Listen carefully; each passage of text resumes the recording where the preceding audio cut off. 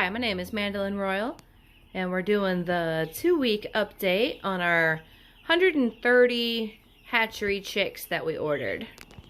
We picked them up 2 weeks ago from Mount Healthy Hatchery, and I ordered 100 vent-sexed females and 25 boys total. They did send extras. I paid for 125, and I got 130. Right now we're at 100% survival on all of them. I promised you guys the numbers, so we're going to get into that real quick. So as far as bringing the chicks here, this is what I paid for them. The bonus chicks, those are all Rhode Island Red boys at 50 cents a piece. We did a rare breed assortment. That came to $8.60 a piece. And that's like a 50% discount of what those breeds go for if you were to select them yourself. And we did get Black Copper Morans, Jersey Giants, Bill Felder, a couple of colors of Wyandottes. There might be something else. I'll have to look. But anyways, we also got Americanas, aka Easter eggers. These are not going to be the purebred, genuine blue laying Americanas. These hatchery Easter eggers are going to lay probably green with a chance for blue. There may or may not be some pinks, some light browns. Time will tell when they come into laying age. We also got 25 of the Buff Orpingtons. That's a tried and true breed for me as far as breakfast eggs. And then we also got 25 olive eggers. And those will lay a deeper green than what the Easter eggers will do. So, for 14 days time, for 130 chicks, we're running at $32 a week in the first 2 weeks to take care of them. That includes their bedding. That includes their feed. And it breaks down to like a quarter a bird, which isn't too bad.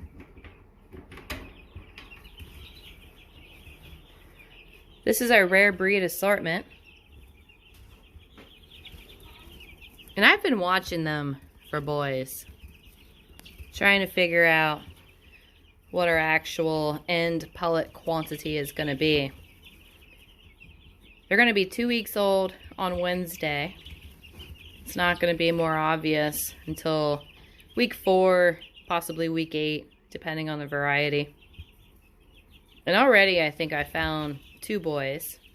And that's expected because the vent setting that the hatchery does, they say they have a 90% accuracy rating.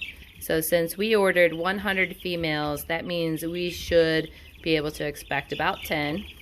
And so far I think I've found 2. So I'm going to go ahead and give you a side-by-side picture of who I think might be a boy.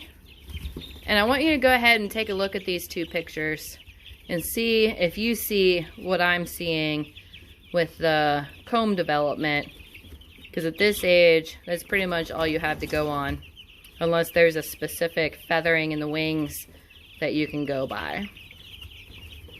So we'll go ahead and take a little break while I show you those pictures.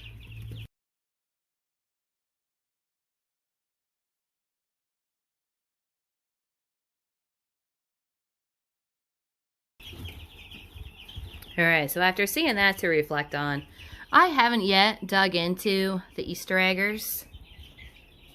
They have a lot of different color patterns going on. Some of them are going to be pretty neat looking. But I won't go bird by bird until probably another 3 days when I shift them into new housing. And that's gonna, let me look at them closer.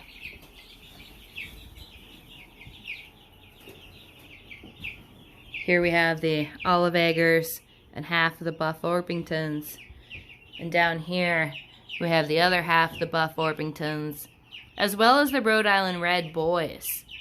All of the Rhode Island Reds should be male.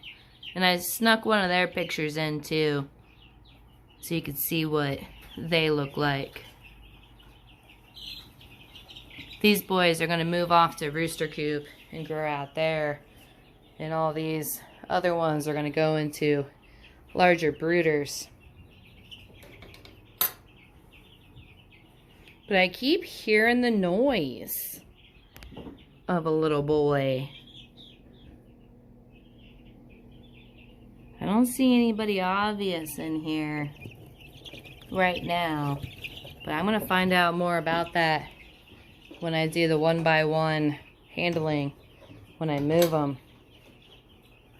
But they do that very same alert noise that roosters will do. And every time I walk in this room, I hear it from every brooder. Not just that bottom one with the confirmed males. I've heard it in this one, I've heard it in the Easter eggers, and I've heard it in the other one. So I know I'm looking for at least one per brooder. As far as labor, this has been about an hour a week with daily feed, daily water, and cleaning out their bedding every 2 to 3 days as needed. If their bedding isn't fluffy, you've got to clean it. I like to clean it while it's still fluffy and before it gets too terrible. If you can smell them, it's not clean enough. It is a pretty standard rule of thumb. As far as their water consumption goes, right now every 26 chicks is going through a ½ gallon a day. These are 1 gallon drinkers, and I do have them propped up. This one has a stainless steel plate underneath that gives it a 1-inch rise above the shavings. That helps keep it cleaner. I refilled these several hours ago, and there's no shavings in there, unless that's a little piece over there. Elevating the water drinkers really, really helps a lot in keeping them clean. Down here, the Rhode Islands and Orpingtons, they've got a paver stone to elevate it. That's what I had handy. These guys have a block. They still manage to kick bedding into it, and that probably has everything to do with how close the feeder is to the water drinker. Because when they get up to this feeder, they're going to scratch right by it. So if there are chicks standing right here scratching, those shavings are going right into that drinker. So that's something to keep in mind when you're doing your brooders and you're figuring out your spacing. The farther the water is from the feed, the cleaner the water is going to stay. These guys haven't dirtied theirs up anywhere near as bad as the ones above them, but the elevation's a little bit different, as well as the spacing. So I am doing a spreadsheet and I am logging everything, so as we come into the end of this growth cycle, I can do some screenshots and show you guys what this ended up costing in terms of feed, supplies, and invested time. There's one thing I wanted to say about these winders. Where'd that little dude go? Usually I can spot him pretty quick. Well, this baby right here,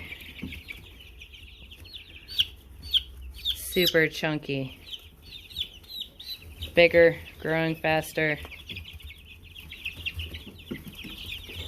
Pretty sure it's a boy, and I'm pretty sure he's going to be stacked. There's at least 2 girls that match him. I'm going to try not to get distracted by that. I've been promising myself that I'm only going to be hatching and breeding the American breasts. I'm going to try real hard not to get sidetracked.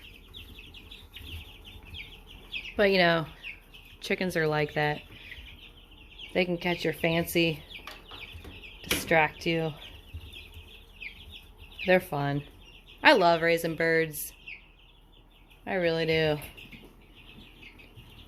And getting them from somewhere else that did the hatching and the breeding and managing all the flocks, I'm just on the receiving end of the babies. And that's one of my most favorite aspects. Just watching them grow.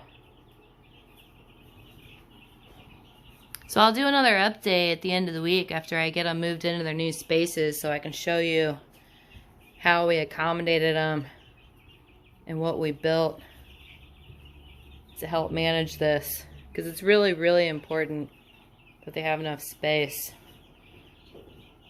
We're coming up on that 14-day mark, and these guys are definitely working on outgrowing this situation.